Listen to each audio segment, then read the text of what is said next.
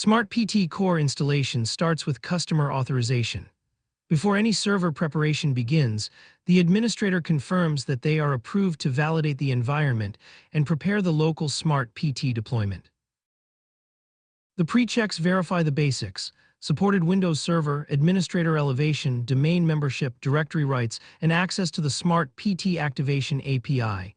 This step reduces setup risk before changes are made.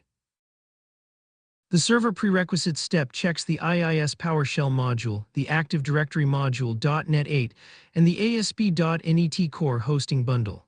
Missing components can be installed by the wizard. SmartPT prepares a group-managed service account for backend operations. The wizard creates or reuses the account, validates it locally, and confirms the required Active Directory service access.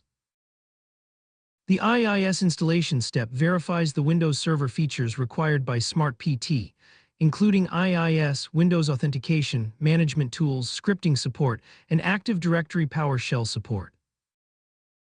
The deployment step places SmartPT Console, AD Control, JIT Access, and SmartPT Verify packages under the local IIS web root. Secure access is intentionally not installed or managed by this wizard. The IIS configuration step connects the default website, SmartPT application pools, product applications, permissions, HTTP binding, firewall access, and running IIS services. License validation confirms that the SmartPT Core license exists for the detected domain and that backend state checks pass. The license key is masked in this recording. Activation completes the SmartPT Core license setup.